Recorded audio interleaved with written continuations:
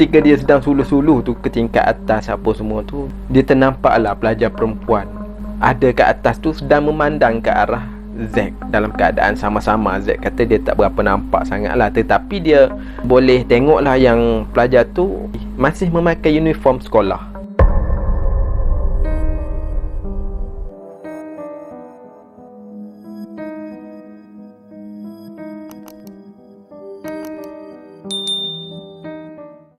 Bismillahirrahmanirrahim. Wa qur rabbi a'udzu bika min hamazatis syayatin wa a'udzu bika rabbi an yahdurun. Artinya, wahai Tuhanku, aku berlindung kepadamu dari hasutan syaitan-syaitan, dan aku berlindung kepadamu, wahai Tuhanku, supaya syaitan-syaitan itu tidak menghampiriku.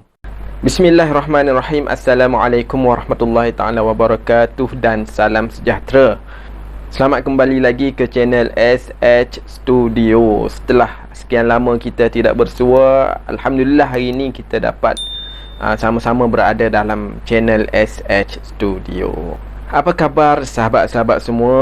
Saya doakan semoga kita semua diberi rezeki yang melimpah ruah, diberi nikmat kesihatan yang berpanjangan, serta dipermudahkan segala urusan seharian kita. Baik, hari ini saya ada satu cerita, iaitu berkisar tentang Pak Gad ataupun pengawal keselamatan. Dia ada berkongsi kisah seram dia untuk sama-sama kita dengar, sama-sama kita ambil iktibar. Macam mana cerita dia? Jom kita dengar. Setiap orang, setiap pelajar ataupun pekerja-pekerja di sebuah asrama ataupun sekolah berasrama biasanya dimomokkan dengan cerita-cerita yang berkaitan dengan cerita-cerita seram. Ini juga berlaku kepada seorang pengawal keselamatan ataupun kita panggil Pak Gad lah.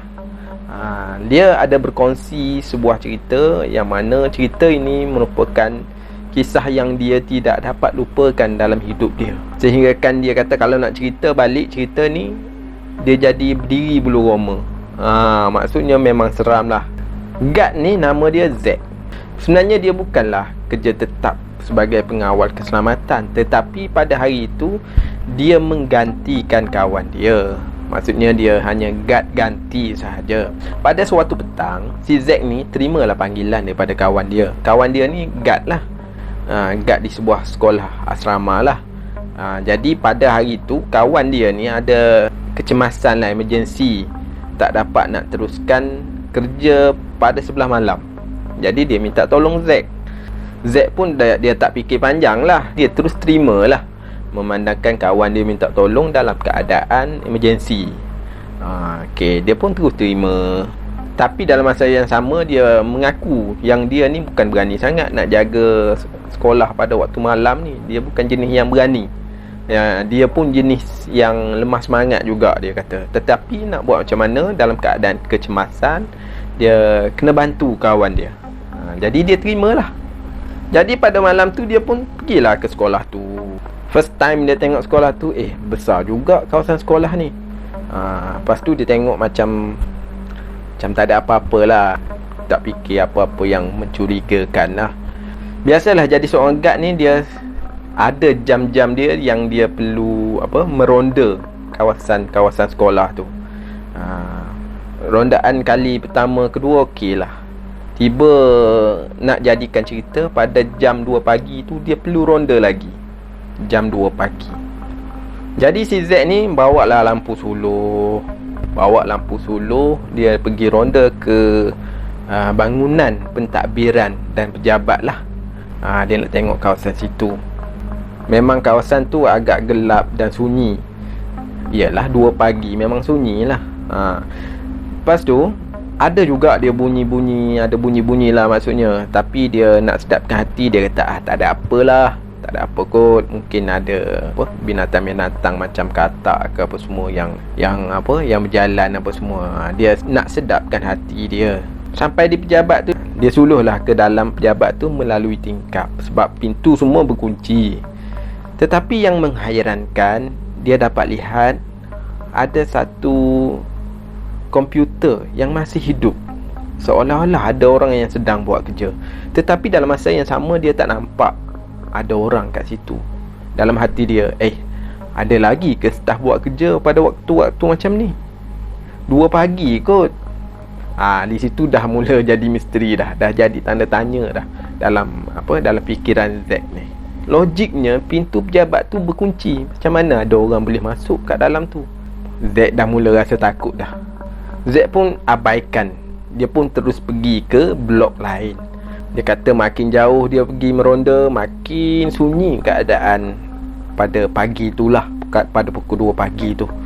Lepas tu dia pun sampai di kawasan blok kelas-kelas pelajar lah. Tiba-tiba dia terdengar lah macam ada budak sedang bermain kat atas, kat tingkat atas. Dia apa lagi, dia ambil torchlight tu, dia terus suluh lah ke atas. Dia nak tengok kok ada budak. Tetapi masa dia suluh tu, senyap, tak ada bunyi apa pun.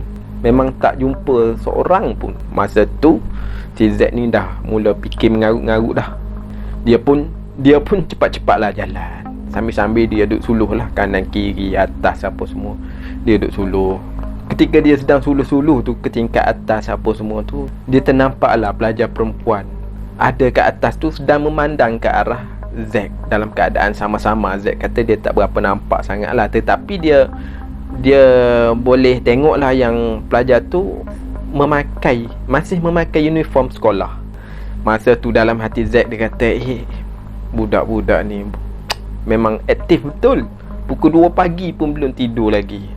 Dia nak sedapkan hati dia lah. Lepas tu Z pun terus abaikan, dia terus pergi. Dan dia tiba di kawasan asrama pelajar pula. Keadaan di asrama terlalu gelap. Dia hanya menyuluh di kawasan luar je lah, di kawasan tingkap-tingkap kat luar je. Pada masa tu Z dah rasa pelik lah. Sebab masa dia suluh lampu ke arah tingkap tu, dia tengok ramai betul pelajar-pelajar yang sedang berdiri kaku di kawasan tu. Dalam hati dia, kenapa budak-budak ni belum tidur lagi? Jam dah 2 pagi dah. Masa tu budak-budak tu juga sedang memandang ke arah si Z. Masa tu dia dalam hati dia tak tahu nak cakap apa. Dia rasa macam nak cepat-cepat dia habis kerja. Lepas tu dia abaikan saja, dia terus pergi. Dia kata ini last rondaan dia di kawasan Dewan pelajar. Masa tu dia sampai tu, dia tengok pintu dewan tu terbuka. Jadi dia nak tutup lah pintu tu. Dia pun terus pergi nak tutup. Masa dia nak tutup tu, dia dapati ada beberapa orang pelajar yang sedang duduk di atas pentas. Pelajar lelaki dan juga pelajar perempuan sedang duduk bertimpuh di atas pentas dalam keadaan kaku juga. Masa ketika dalam keadaan cemas macam tu, tiba-tiba ada deringan telefon.